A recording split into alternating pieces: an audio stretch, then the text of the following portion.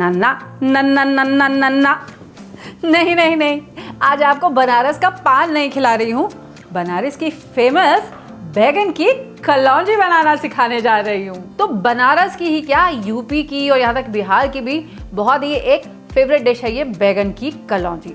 हल्की सी चटपटी होती है, थोड़ा सा खट्टास होती है, हल्की सी मिठास होती है, थोड़ी सी कलौंजी की कड़वाहट भी होती है, और ये सारे के सारे फ्लेवर्स जब आपस में मिलके आते हैं ना तो बैगन के स्वाद को कुछ और ही बनाते हैं।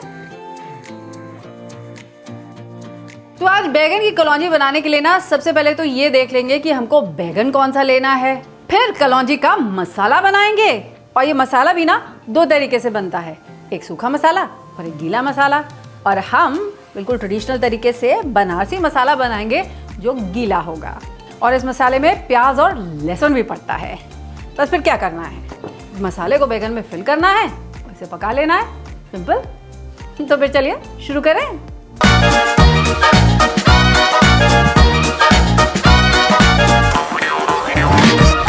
तो जैसे मैंने कहा था, सबसे पहले देख लेते हैं कि हमको कलौंजी के लिए बैगन कौन सा लेना है। भाई ऑफ कोर्स बैगन हमको चाहिए होगा ये पतला वाला, गोल नहीं, छोटा वाला नहीं, ये जो मीडियम साइज के पतले बैगन आते हैं ना, ये लीजिएगा। तो एक पतले वाले बैंगन बहुत लंबे भी होते हैं, वो नहीं चाहिए हमको, ना ही छोटे गोल चाहिए। वी वांट दिस बैगन। तो ये तो हुई बैगन की बात। अब बैगन की कलौंजी का मसाला बनाते हैं। नोट कर लीजिए कौन कौन से मसाले चाहिए हमको। 1 चम्मच सौंफ, आधा चम्मच हम लेंगे मेथी का दाना, आधा चम्मच लेंगे सरसों के दाने, 2 चम्मच लेंगे धनिया, और आधा चम्मच लेंगे हम जीरा भी। अब इन सारे स्पाइसेस को पहले लाइटली हम ड्राई रोस्ट कर लेंगे जब तक ये थोड़ा सा कलर और फ्रेग्रेंट नहीं हो जाते। अब ध्यान हमें इस बात का रखना है कि मसाले को बहुत ज़्यादा आप मत भून दीजिएगा, नहीं तो मेथी अगर ज़्यादा भून गई ना तो हल्की सी कड़वाहट आ सकती है इसमें। अब ये मसाले हल्के से चटकने लग गए ना, तो अब गैस को कर देते हैं बंद। मैं जानती हूँ आप क्या सोच रहे हैं कि बनाने जा रहे हैं कलौंजी, और कलौंजी तो हमने इसमें अभी तक डाली ही नहीं है ना। वो इसलिए क्योंकि कलौंजी अगर आप पहले डाल देते तो कलौंजी कड़वी हो जाती। तो गैस को बंद करने के बाद अब मैं ऐड करूंगी इसमें 1/4 छोटा चम्मच कलौंजी।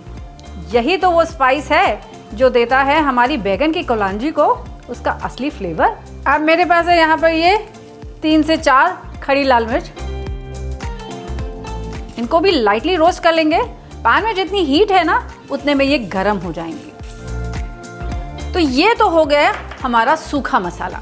जैसे मैंने आपको बताया था, आज हमारी जो बैगन की कलौंजी बनेगी वो सूखे मसाले से नहीं, वो बनेगी गीले मसाले से। तो और क्या क्या इसमें चाहिए होगा वो भी नोट कर लीजिए। हमें चाहिए होगी 6 से 7 कली लहसुन की, इसके साथ 2-3 हरी मिर्च और 1 प्याज भी।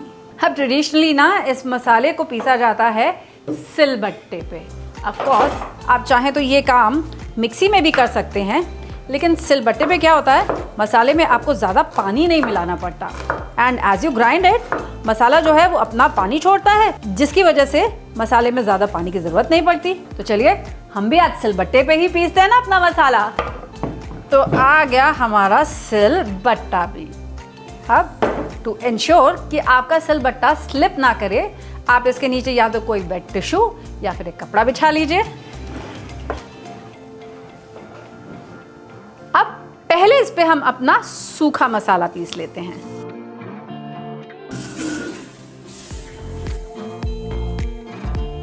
सूखे मसाले पीसने के बाद अब हम इसी के साथ साथ ये गीले मसाले यानी कि ये प्याज, लहसुन और हरा मिर्च ये भी पीस लेंगे। अब यही अगर मैंने मिक्सी में पीसा होता ना तो सोचिए क्या होता, मिक्सी में पीसने के लिए मुझे इसमें पानी मिलाना पड़ता और फिर मेरा मसाला जो है वो बहुत रनी हो जाता। एज अ रिजल्ट जब मैं उसे बैगन में भरती ना तो वो मसाला तेल में बाहर निकल आता और सारा तेल में मसाला आ जाता, बैगन में नहीं। लीजिए मसाला हो गया तैयार। और अब इन मसालों में मिलाएंगे हम कुछ सूखे मसाले। 1 चम्मच धनिया पाउडर, आधा चम्मच लाल मिर्च का पाउडर, 1 चम्मच अमचूर यानी कि खट्टाई पाउडर और आधा चम्मच गुड़। इसी के साथ ऐड करेंगे नमक स्वाद के अनुसार। और वंस अगेन इन सारे मसालों को अच्छे से हम मिक्स कर लेंगे। ये जो एक बैगन की कलौंजी की रेसिपी है ना, ये हमारे आयुर्वेदा के सारे के सारे 6 रस जो हैं उनको पूरा करती है। जानते हैं कैसे? आयुर्वेद के अनुसार हमारे खाने में ना 6 रस होते हैं। ये 6 रस हैं, पहला मधुर यानी कि मीठा, दूसरा अम्ल यानी कि खट्टा, तीसरा लवण्य यानी कि नमक, चौथा कटु यानी कि कड़वा, फिर तिक्त यानी कि तीखा और कस्य यानी कि कसेला। अब आप सोचिए, आपने ये सारे के सारे 6 रस इस बैगन की कलौंजी के मसाले में मिला दिए। चलिए अब इसे हटाते हैं और काम आगे बढ़ाते हैं। मेरे पास है यहाँ पर आधा किलो बैगन, जिन्हें मैंने ऑलरेडी धो करके रख लिया है। अब इन बैगन में हम लगाएंगे एक चीरा, ताकि इस स्टफिंग को भरना हमारे लिए इजी हो जाए। बहुत लोग कहते हैं कि बैगन का नाम बैगन इसलिए है क्योंकि इसमें कोई गुण नहीं है। भाई ये बात बिल्कुल गलत है। यकीन मानिए, बैगन में भी बहुत गुण होते हैं। ये बैगन ना एंटीऑक्सीडेंट्स में रिच होता है। इसमें बहुत सारा फाइबर होता है और इसी के साथ साथ ये बीपी को कंट्रोल करने का भी काम करता है। चलिए, बैगन भी हमने कट कर लिए, अब इनको भर लिया जाए।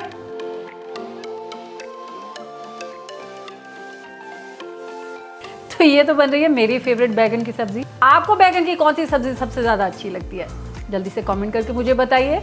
और मजेदार बात जानते हैं, जब ये मसाला बच जाता है तो इस मसाले का क्या किया जाता है? इस मसाले को आलू में भर दिया जाता है और मैं तो इसे प्याज तक में भर देती हूँ। देखिए ऐसे ही एक कच्चे छिले हुए आलू को मोटी मोटी स्लाइसेस में कट करके उसके बीच में भी चीरा लगा करके इसे हम फिल कर लेते हैं। अब क्या, चढ़ाते हैं अपना पैन और पैन में लेते हैं तेल। अब भाई तेल भी कौन सा, बैगन की कलौंजी बन रही है तो ये तो बनेगी शुद्ध कच्ची घनी सरसों के तेल में ही। और अगर आपको चाहिए शुद्ध कच्ची घनी सरसों का तेल तो वही तेल चुनिए ना जो मैं चुनती हूँ, इमामी हेल्दी एंड टेस्टी कच्ची घनी सरसों का तेल। क्योंकि इमामी एक ऐसा तेल है जो आपको लिख के बताता है कि तेल में झांझ कितनी है, क्योंकि झांझ ही तो है सरसों की तेल की असली पहचान, है ना। तो अगर आपको चाहिए तीखी रुला देने वाली झांझ तो चुनिए सुपर स्ट्रॉन्ग, और अगर आपको चाहिए एक बढ़िया सी झांझ तो चुनिए स्ट्रॉन्ग वेरिएंट जैसे कि मैं चुनती हूँ। तो मैंने ले लिया यहाँ पर 3 टेबलस्पून सरसों का तेल और अब इसे गर्म हो जाने देंगे जब तक कि इसमें धुआं नहीं आ जाता। अब आ चुका है तेल में धुआं।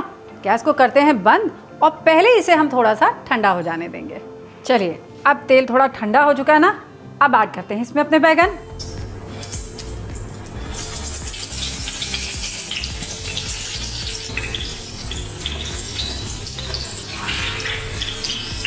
पहले 2 मिनट तो इसे आप टर्न करके फ्राई कर लीजिए। उसके बाद इसे ढक करके हम रख देंगे ताकि ये अपनी भाप में पक जाए तकरीबन 6 से 7 मिनट के लिए। ध्यान बस इस बात का रखिएगा कि ये बैगन जो है ना, ये अच्छे से अंदर तक पक जाए, इसीलिए इसे अलटते पलटते रहेंगे। लीजिए भाई, बैगन की कलौंजी तो हो गई तैयार। इसी के साथ साथ ये आलू और प्याज ये भी बढ़िया से पक गए हैं। अब निकालते हैं इसे और इसका मज़ा लेते हैं ट्रेडिशनली दाल चावल के साथ, या आप चाहें तो पूड़ी और पराठे के साथ भी। बाप भी, ये बैगन की कलौंजी घर में ज़रूर ट्राई कीजिएगा भाई, और मुझे ज़रूर बताइएगा कि आपको कैसी लगी। और हाँ, जाने से पहले एक और काम कर लीजिए, अगर अभी तक आपने मेरा चैनल सब्सक्राइब नहीं किया हो तो जल्दी से कर लीजिए और ये बेल आइकन इसे ज़रूर दबा दीजिए, तभी तो मेरी हर नई रेसिपी का नोटिफिकेशन आप तक पहुँचेगा तुरंत। और हाँ भाई, कमेंट करके मुझे ज़रूर बता दीजिएगा कि आज की रेसिपी आपको कैसी लगी, और अच्छी लगी तो लाइक ज़रूर कीजिएगा, और हो सके तो किसी के साथ शेयर ज़रूर कीजिएगा।